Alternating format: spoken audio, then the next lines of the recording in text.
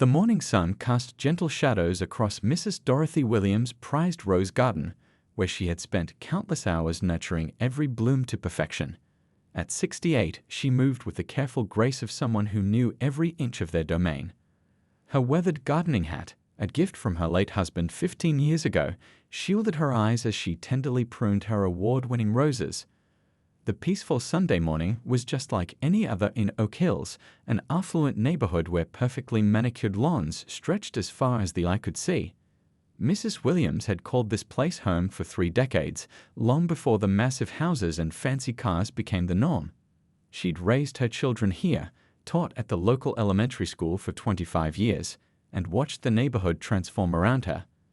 As she worked, her mind wandered to the upcoming garden club meeting. Her roses had won Best in Show 3 years running, and this year's blooms were particularly spectacular. The deep red petals of her favorite variety, the Oklahoma roses, seemed to glow in the morning light. She hummed softly to herself, a habit she'd developed during her teaching years that had never quite left her. A police cruiser rolled past her house slowly, its third pass that morning. Mrs. Williams noticed it from the corner of her eye, but continued her work. After 30 years in Oak Hills, she was used to being one of the few black residents in the area. She adjusted her Oak Hills Garden Club badge, which she always wore while working in her front yard. A small gesture she shouldn't have needed, but experience had taught her otherwise. The sound of birds chirping suddenly quieted as the police cruiser pulled into her driveway. Mrs. Williams straightened up slowly, her knees protesting the movement after an hour of gardening. She watched as 2 officers stepped out of their vehicle, their faces set in stern expressions that she had seen too many times before. The younger officer spoke first, his hand resting casually near his weapon. "Ma'am, we've received a call about suspicious activity in this area." His eyes darted between Mrs. Williams and her gardening tools, as if pruning shears and gardening gloves could pose a threat. The older officer hung back slightly, his notepad already out. "Can you provide some identification and proof that you belong at this residence?" Mrs. Williams felt a familiar weight settle in her chest, but her voice remained steady, clear, and dignified. The same voice that had commanded classrooms of fidgeting third graders for over 2 decades. "Of course, officers. Though I must say, I'm quite surprised to be considered suspicious while tending to my own garden on a Sunday morning." She could see movement in nearby windows now. The Thompson family across the street, who had been her neighbors for 20 years, were watching with concern. Young Mrs. Chen next door had stepped onto her porch, phone in hand, clearly recording the interaction. These were the neighbors who knew her, who had enjoyed her garden parties and famous peach cobbler over the years.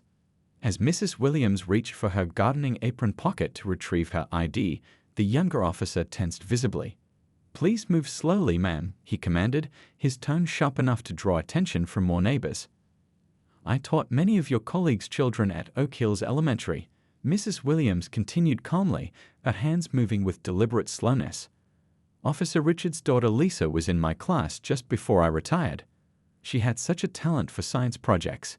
She maintained eye contact with the older officer as she spoke, her dignity unwavering. The mention of a fellow officer's child seemed to create a momentary pause, but it didn't stop them from pressing forward with their questioning. As Mrs. Williams held out her driver's license, she discreetly moved her other hand to her pocket, where her phone sat with a message already typed to her son. He worked just 10 minutes away, even on weekends. The situation was escalating despite her calm demeanor. More neighbors had gathered now, some calling out greetings to Mrs. Williams pointedly, while others filmed the encounter. The younger officer seemed increasingly agitated by the growing audience, while his partner continued asking unnecessary questions about her presence in this kind of neighborhood. Little did they know that her son, one of the state's most respected civil rights attorneys, was already on his way. Mrs. Williams had learned long ago that sometimes the best response to ignorance was to stand your ground quietly while help arrived. She continued answering their questions with the patience of a veteran teacher, all while keeping one eye on the street. The sound of a car approaching caught everyone's attention. Mrs. Williams allowed herself a small smile, knowing that everything was about to change. Her roses always bloomed most beautifully after a storm, and she had a feeling this morning would prove no different. The sleek black BMW pulled up smoothly to the curb, its engine purring to a stop. The neighbors who had gathered watched as Mrs. Williams' son stepped out, his presence commanding immediate attention. He was dressed in a perfectly tailored charcoal gray suit, a habit he maintained even on weekends, always ready for moments exactly like this one. The younger officer's hand tightened on his belt as he turned to face the newcomer, but Mrs. Williams' son approached with measured steps, his leather briefcase swinging gently at his side. His mother had taught him well, every movement calculated, non-threatening, yet radiating quiet authority. "Good morning, officers," he called out, his voice carrying clearly across the lawn. "I'm a civil rights attorney, and that's my mother you're questioning." He stopped at a respectful distance, smoothly pulling out his bar association card along with his driver's license. "I'd like to know what probable cause you have for interrogating a woman working in her own garden on private property." The older officer shifted his weight uncomfortably, while his partner's face flushed red. Mrs. Williams watched with quiet pride as her son began documenting the encounter, his phone recording every detail as he spoke. Years of handling similar situations had taught him exactly how to proceed. "We received a call about suspicious activity," the younger officer started to explain, but Mrs. Williams' son cut him off politely yet firmly. "And what exactly constitutes suspicious activity in this case?" My mother, a retired educator of 25 years, wearing a garden club badge and tending to award-winning roses in her own front yard. The same yard, I might add, where she's hosted the neighborhood's annual Easter egg hunt for the past 15 years. More neighbors had joined the growing crowd now. The Patels from 2 doors down were there with their twins, who had been in Mrs. Williams' last class before retirement. Mrs. Chen was still recording everything from her porch, while Mr. Thompson had moved closer, standing near enough to serve as another witness. "Son, we're just following protocol," the older officer tried to explain, but his voice lacked conviction. "Let's discuss that protocol then," Mrs. Williams' son replied, opening his briefcase. "I have here several relevant cases regarding racial profiling in residential areas, including the Thompson v. City of Hartford decision from last year. I'm particularly interested in knowing why this is the third time a patrol car has passed by this property this morning, according to multiple witness accounts." The younger officer's aggressive stance had completely deflated, replaced by a growing realization of the situation they'd walked into. His partner was already reaching for his radio, likely calling for a supervisor.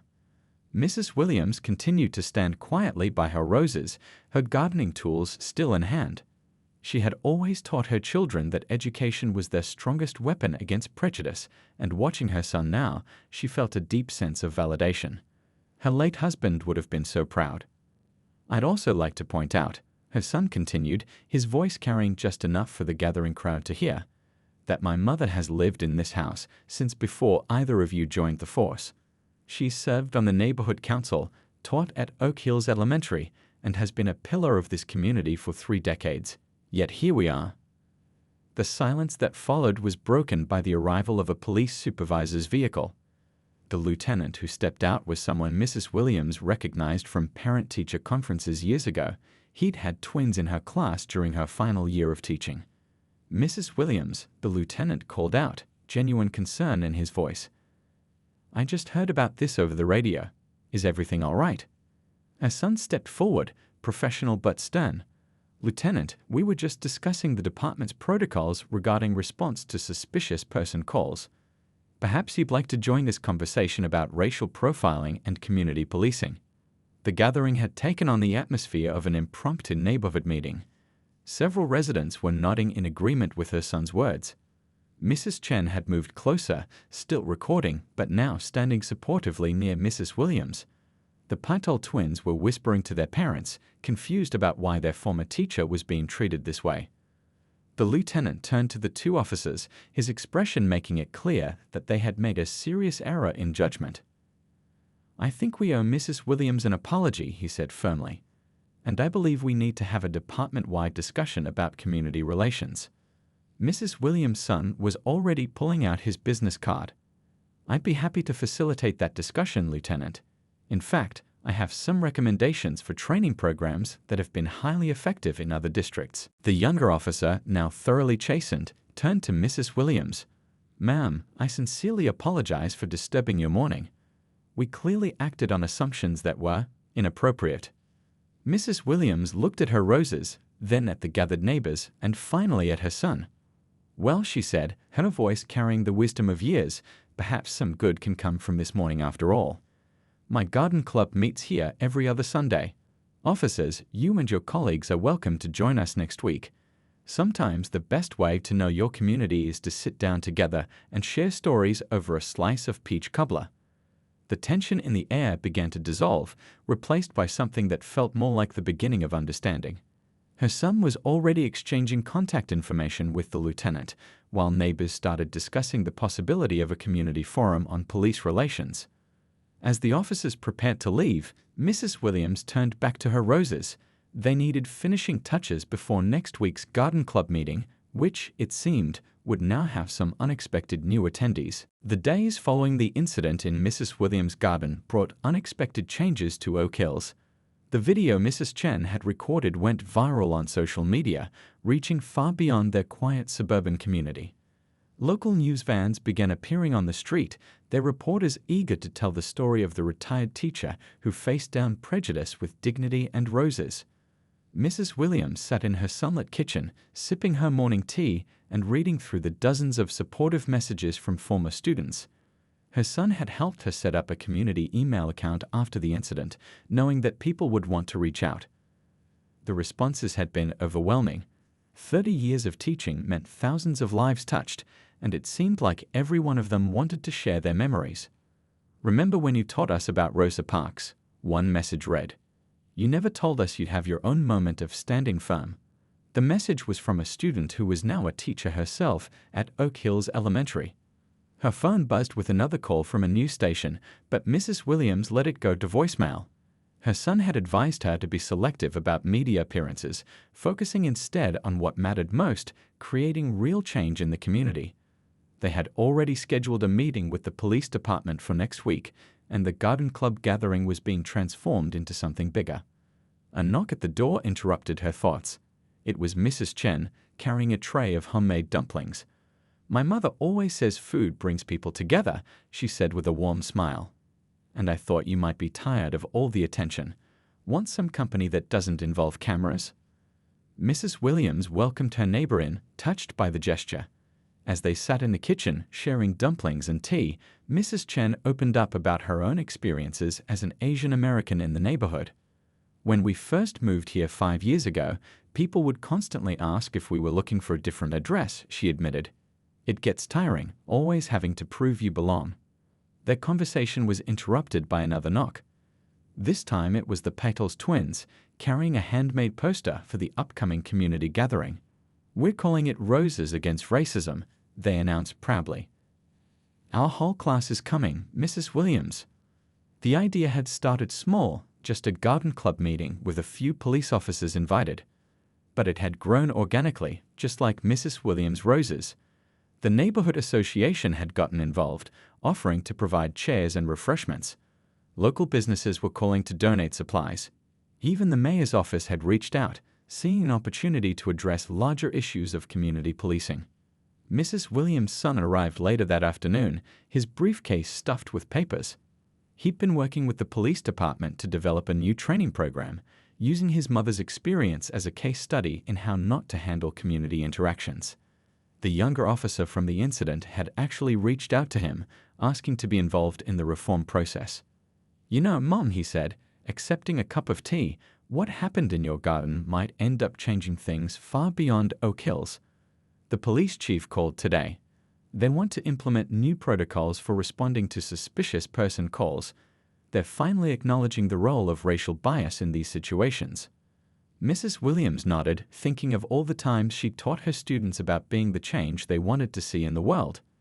"Sometimes it takes a garden to grow understanding," she said softly, looking out at her roses. The flowers were blooming more beautifully than ever, as if they too were making a statement about resilience and growth. The rest of the afternoon brought a steady stream of visitors. The Thompsons dropped by with a casserole, staying to help plan the seating arrangement for the community gathering. The lieutenant from Sunday's incident came by off-duty, bringing his twins who remembered Mrs. Williams as their favorite teacher. Even some of the newer neighbors who had never spoken to her before stopped by to introduce themselves, many looking embarrassed about their past aloofness. As evening approached, Mrs. Williams sat on her porch, watching the sunset paint the sky in shades of pink and gold. Her son had gone home to his family, promising to return tomorrow with more updates about the police department's proposed changes. Mrs. Chen was still inside, insisting on helping to organize the flood of emails and messages that kept coming in. A police cruiser drove by slowly, but this time it was different. The officer behind the wheel waved respectfully, and Mrs. Williams waved back. Change was coming to Oak Hills, one small gesture at a time. Her roses would bear witness to it all, their blooms a testament to the beauty that could grow from even the most difficult moments. As she prepared for bed that night, Mrs. Williams thought about all the lessons she'd taught over her years in the classroom. She'd always told her students that education was the key to changing hearts and minds. Now, her garden was becoming an outdoor classroom, and the whole community was showing up to learn. Sometimes, she reflected, the most powerful teaching moments happen outside the classroom, in the unexpected gardens where truth and justice take root. The day of the Roses Against Racism community gathering arrived with perfect weather, as if nature itself approved of the occasion. Mrs. Williams had been up since dawn, her garden practically glowing in the morning light. Her son arrived early to help set up chairs and tables across the expansive lawn, each one carefully positioned among the rose beds. "You know," he said, adjusting a tablecloth, "when I was racing here that Sunday morning, I never imagined we'd end up here." He paused, looking at his mother who was arranging fresh-cut roses in mason jars. "But then again, you've always had a way of turning difficult moments into teaching opportunities." By mid-morning, the transformation was complete. The garden that had been the site of confrontation just weeks ago now looked like a scene from a magazine. Tables dotted the lawn, each one scented with Mrs. Williams' prize roses. The neighborhood children had helped create handmade signs with messages of unity and respect, hanging them carefully so as not to disturb the flowers. The first guests began arriving shortly before noon. The two officers from the incident came early, looking nervous in their civilian clothes. Mrs. Williams greeted them with the same warmth she showed everyone, directing them to help set up the dessert table. "Nothing breaks down barriers quite like arranging cookies together," she said with a knowing smile. The younger officer, who had been the more aggressive that Sunday morning, approached Mrs. Williams quietly. "Ma'am," he began, his voice thick with emotion. "I've been wanting to tell you something. My grandmother, she was a teacher too. When I watched that video of how I treated you, I couldn't help but think how ashamed she would have been of me. I'm not just sorry, I'm committed to doing better." Mrs. Williams patted his arm gently. "That's all any teacher ever wants to hear from a student," she replied. "Now, would you help me move these chairs? My knees aren't what they used to be." The garden slowly filled with people from all walks of life. The police chief arrived with several high-ranking officers, all of them in casual clothes to help set a more comfortable tone. Mrs. Chen was busy introducing her parents, who had flown in specifically for the event, to everyone she knew. The Patel twins were running around with a group of children, all wearing T-shirts they'd decorated with painted roses. Local reporters hovered at the edges of the gathering, but Mrs. Williams' son had made it clear this was a community event, not a media circus. One photographer was allowed to document the day, but only after agreeing to capture the natural interactions rather than stage photos. The police lieutenant who had helped defuse the situation that Sunday took the makeshift podium, a garden bench positioned near Mrs. Williams' prized Oklahoma roses. His speech was brief but powerful. "What happened in this garden was a wake-up call," he admitted frankly. "But thanks to Mrs. Williams' grace and her son's expertise, it's becoming a catalyst for real change. Starting next week, our department begins a new training program. And where better to host our community outreach meetings than right here among these roses?" The crowd applauded, but the real magic was happening in the small interactions throughout the garden. An elderly white couple who had lived in Oak Hills for 40 years was deep in conversation with a young black family who had just moved in. Police officers were playing catch with neighborhood kids while their parents chatted nearby. Mrs. Chen's mother was teaching Mrs. Thompson how to fold dumplings at one of the tables. Mrs. Williams watched it all from her favorite garden chair, her heart full. Her son had been busy all afternoon, moving between groups, facilitating conversations about community policing and neighborhood unity. He'd already scheduled follow-up meetings with the police department and community leaders, ensuring this wouldn't be a one-time event. As the afternoon sun cast long shadows across the lawn, someone started playing music. The Patel twins' father had brought his guitar, and soon the garden was filled with a mix of songs from different cultures and generations. Mrs. Williams found herself surrounded by former students, now grown with children of their own, all eager to share memories of their time in her classroom. "You always told us we could change the world," one former student said, now a community organizer herself. "Looking around today, I finally understand what you meant. Change starts in our own backyards, or in this case, your front garden." The young officer who had apologized earlier was now helping serve Mrs. Williams' famous peach cobbler, chatting easily with residents he would have viewed with suspicion just weeks ago. His partner was sitting with a group of teenagers, listening intently as they shared their experiences with law enforcement. As evening approached and the gathering showed no signs of winding down, Mrs. Williams' son brought her a cup of tea. "You've done it again, Mom," he said softly. "You've turned your garden into a classroom, and look at all your new students." Mrs. Williams smiled, watching the scene before her. The roses that had witnessed that tense Sunday morning were now witnessing something beautiful, a community coming together, learning to see each other as neighbors rather than strangers. Sometimes, she thought, the best lessons bloom in unexpected places. 1 month after the Roses Against Racism gathering, Oak Hills had begun to feel like a different neighborhood. Mrs. Williams sat in the police department's community room, watching as her son led the 3rd session of their new training program. The walls were decorated with photos from the garden gathering, serving as a constant reminder of both how far they'd come and how far they still needed to go. Real community policing isn't just about enforcing laws, her son was saying to the room full of officers. It's about understanding the people you serve. He gestured to Mrs. Williams, who stood up slowly, ready to share her story once again. She'd done this several times now, but each session brought new officers, new perspectives, and new opportunities for change. "That Sunday morning in my garden," she began, her teacher's voice carrying clearly through the room, "I wasn't just a woman being questioned by police. I was 30 years of community history. I was thousands of students taught. I was hundreds of garden club meetings hosted. When we forget to see the whole person, we forget our humanity." The young officer who had confronted her that day was now sitting in the front row. He'd become one of their strongest advocates for change, speaking openly about how the incident had transformed his approach to policing. Today, he was helping to train his fellow officers, sharing his personal journey from bias to understanding. After the session, Mrs. Williams walked with her son to his car. The police station's flower beds, she noticed with satisfaction, were now filled with roses.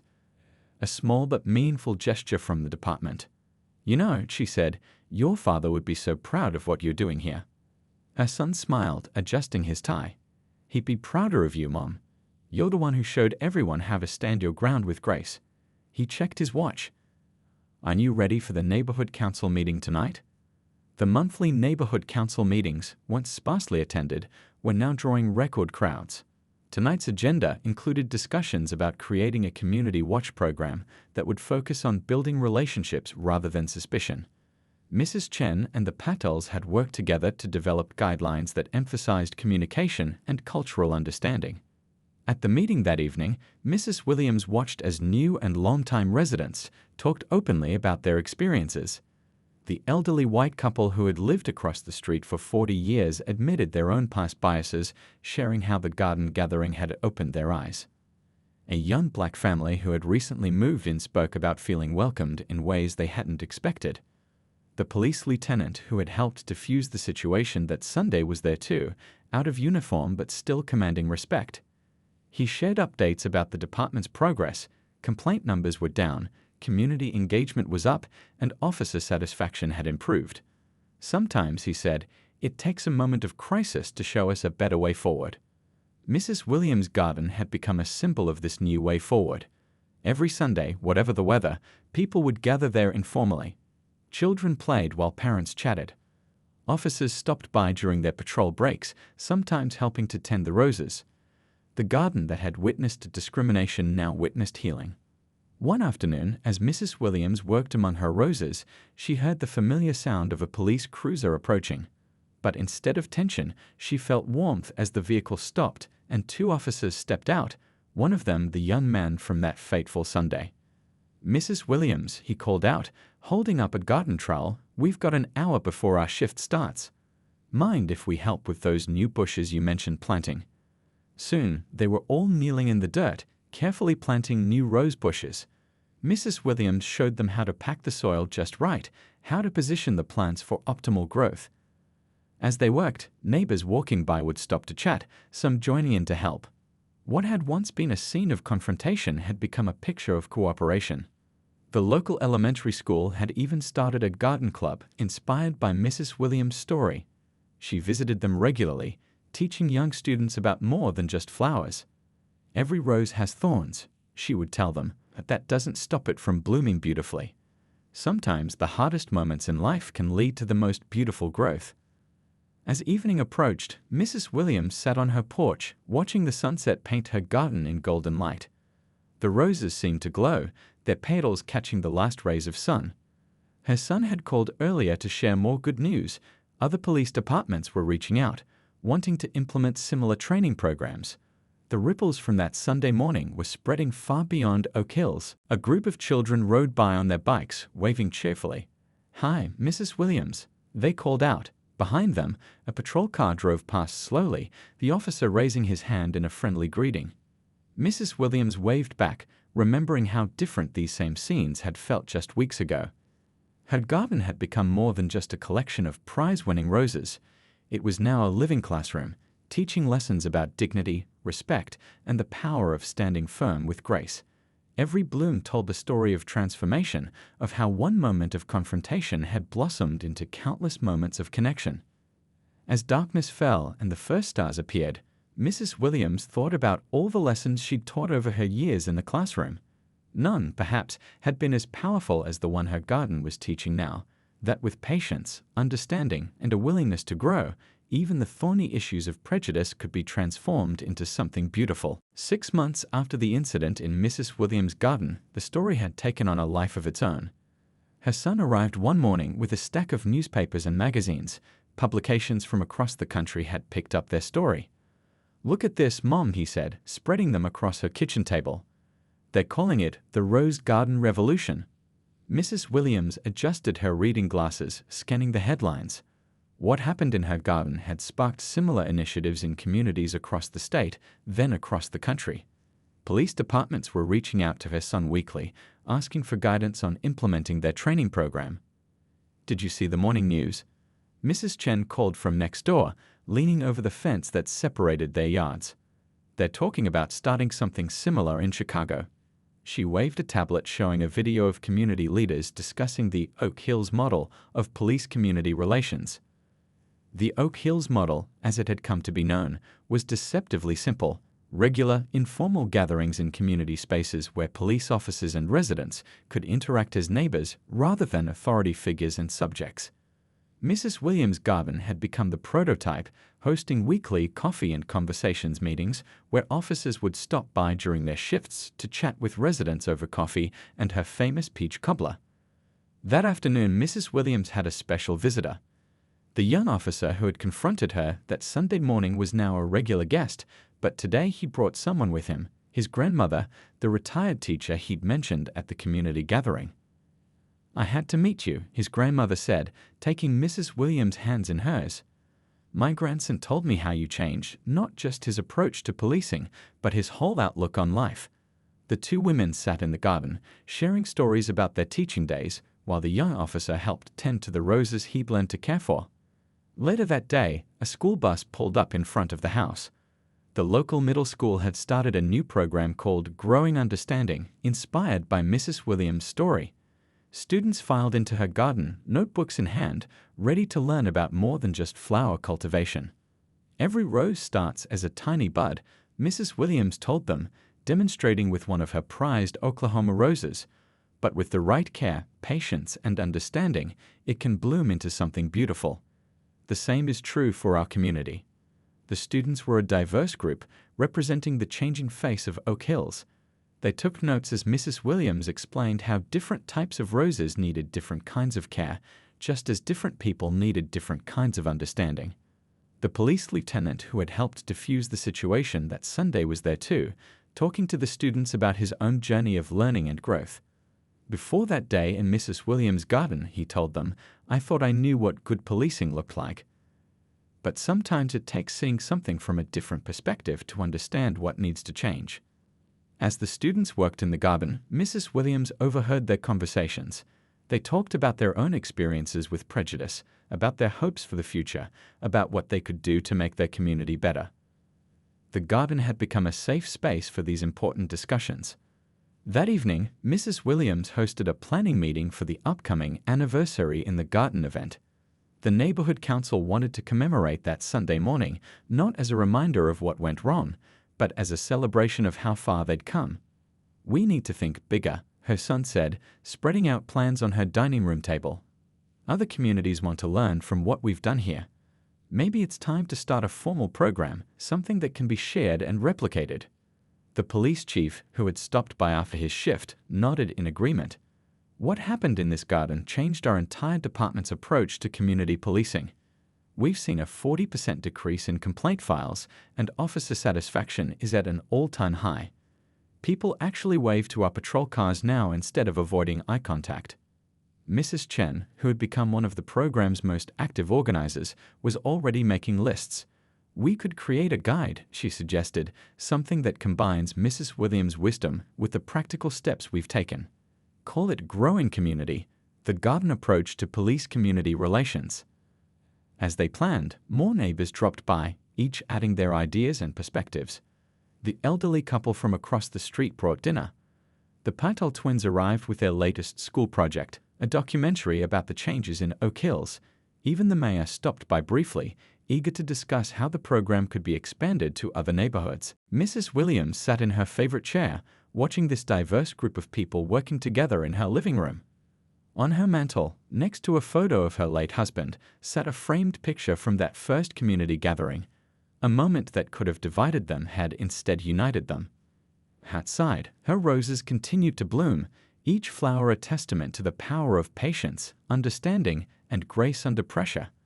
The garden that had once been a battleground had become a blueprint for change, proving that sometimes the most beautiful transformations grow from the most challenging moments. As the meeting wound down and people began to leave, Mrs. Williams stepped out onto her porch. The evening air was sweet with the scent of roses, and somewhere in the distance, she could hear children laughing. A patrol car drove by slowly, and both the officer and Mrs. Williams waved, not out of obligation, but out of genuine neighborly warmth. You know what they say, Mom, her son said, joining her on the porch. When life gives you thorns, grow roses. Mrs. Williams smiled, remembering all the lessons she'd taught over the years. None had bloomed quite as beautifully as this one. 1 year had passed since that fateful Sunday morning in Mrs. Williams' garden. The anniversary celebration was in full swing, but it looked very different from the tense confrontation that had started it all.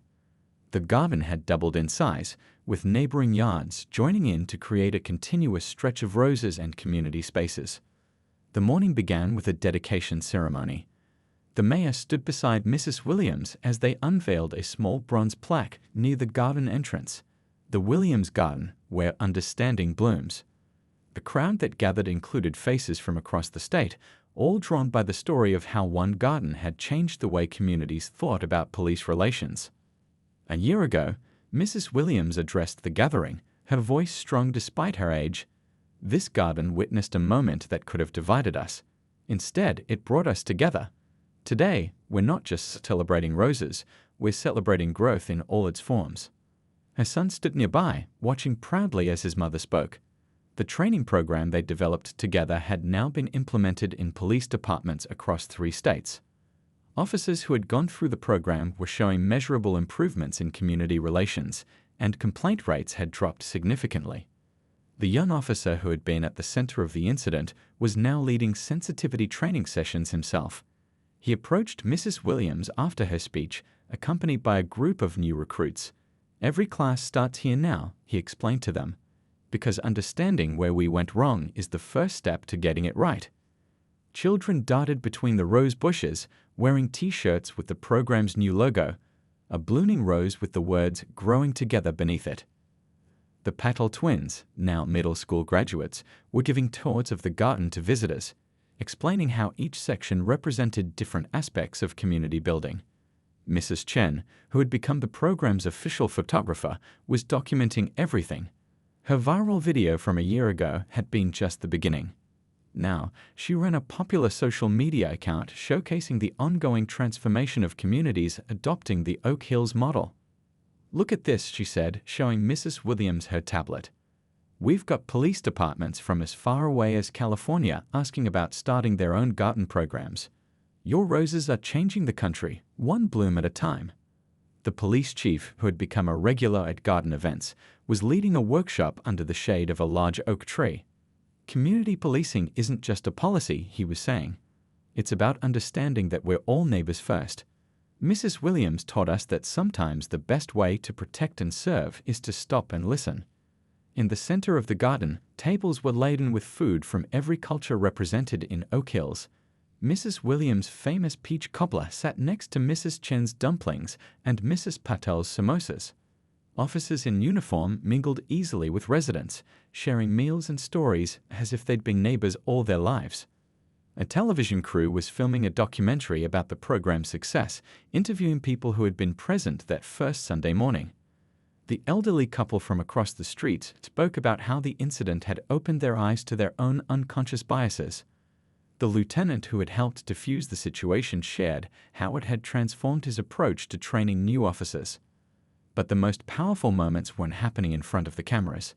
They were in the small interactions throughout the garden, an officer helping a child plant a new rose bush, teenagers chatting comfortably with police cadets about their hopes for the future, elderly residents sharing wisdom with young families who had recently moved to the area.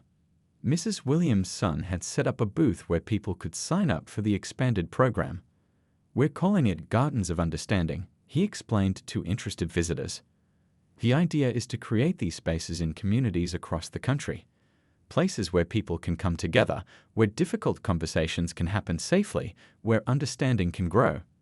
As the afternoon sun cast long shadows across the garden, Mrs. Williams sat in her favorite chair, observing all that had grown from that challenging moment a year ago. Her roses had won awards for their beauty, but their greatest achievement was in the changes they had helped create. A group of police officers and residents were planning next month's activities, a workshop on cultural awareness, a youth mentoring program, and, of course, the regular garden maintenance days that had become a community tradition. "You know what amazes me most?" Mrs. Williams said to her son as he brought her a cup of tea. "It's not just that we changed things here in Oak Hills, it's that people everywhere were ready for this change. They just needed to see it was possible." As evening approached, the celebration showed no signs of winding down. Lights had been strung between the trees, creating a magical atmosphere as darkness fell. Someone had brought a guitar and soft music mixed with the sound of conversation and laughter. Mrs. Williams looked out over her garden, now illuminated by strings of gentle lights. The roses that had witnessed that tense Sunday morning had multiplied and spread, much like the understanding they had come to represent. Each bloom told a story of transformation, of barriers broken down, of connections made. A new group of police recruits was scheduled to start their training in the garden next week. Another dozen communities had signed up to implement the program. Mrs. Williams' roses had started something that continued to grow and spread, proving that even the thorniest problems could be transformed with patience, understanding, and the courage to stand firm in dignity. As the stars began to appear above the garden, Mrs. Williams smiled, thinking of how her late husband would have loved to see this. She had always taught her students that education was the key to change, but now she understood that sometimes the best classroom was a garden, and the most powerful lessons bloomed from the most unexpected moments.